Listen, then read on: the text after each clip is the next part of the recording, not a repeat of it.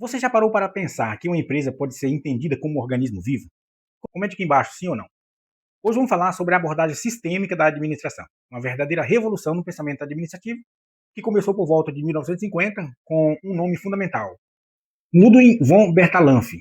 Por volta dos anos 1950, o biólogo alemão Ludwig Bertalanffy elaborou uma teoria interdisciplinar chamada Teoria Geral dos Sistemas, conhecida como TGS. O objetivo dessa teoria era transcender os problemas exclusivos de cada ciência, criando princípios gerais válidos para todas elas. Tinha a física, tinha a química, a biologia, a sociologia, a psicologia e, claro, a administração. Uma pergunta para você: você acha que as ciências devem trabalhar separadas ou integradas? Comente aqui embaixo. A teoria geral do sistema demonstra o isomorfismo das ciências, ou seja, mostra que existem semelhanças estruturais entre todas elas, permitindo eliminar fronteiras e preencher os chamados espaços brancos entre os conhecimentos.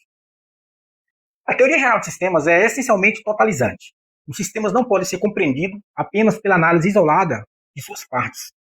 Ela se baseia na dependência recíproca entre as disciplinas e na necessidade de integração. Por isso, os diversos ramos do conhecimento passaram a tratar seus objetos de estudo como sistemas. E isso inclui a administração. A teoria geral da administração ampliou fortemente seu enfoque ao longo do tempo. Então nós temos a abordagem clássica, abordagem humanística, abordagem neoclássica, abordagem estruturalista, 1950, o behaviorismo, até chegar à abordagem sistêmica. Mas atenção, a abordagem clássica foi influenciada por três principais intelectuais dominantes no século XX. Vamos ver se você reconhece algum deles no seu dia a dia profissional. Primeiro, o reducionismo. O reducionismo parte da ideia de que tudo pode ser decomposto em partes menores, mais simples. O reducionismo influenciou a física, através dos átomos, a química, através de substâncias simples, a biologia, através das células, a psicologia, instintos e necessidades, a sociologia, os indivíduos. Na administração, o Taylorismo é o exemplo clássico de reducionismo. E qual o problema disso? O reducionismo faz as pessoas pensarem dentro de jaulas mentais, como se cada problema estivesse em um compartimento isolado. Vamos fazer uma reflexão.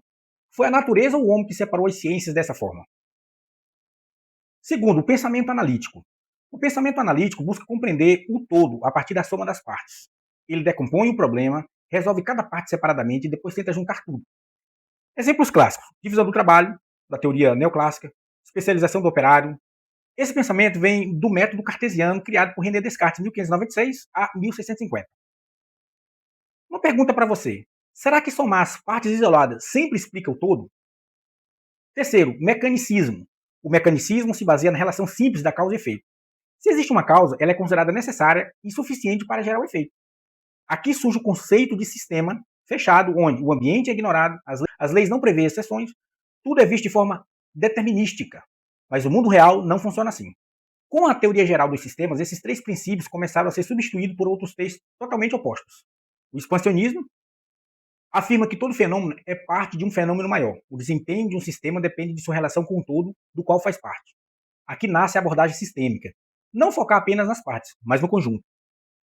Um exemplo rápido: uma empresa não é só setores, ela é mercado, clientes, fornecedores, sociedade, ambiente, aquilo que nós chamamos de stakeholders.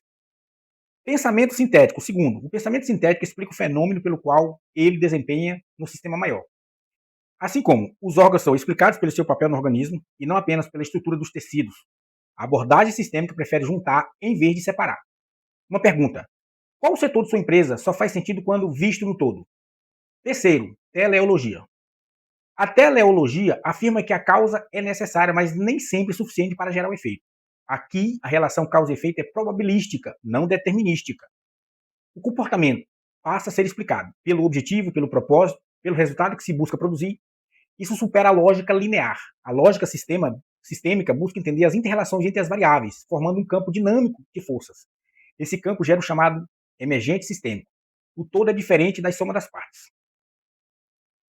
Como os princípios do expansionismo, do pensamento sintético e da teleologia, a teoria geral do sistema deu origem à cibernética e redefiniu completamente a teoria geral da administração. Foi uma verdadeira revolução no pensamento administrativo.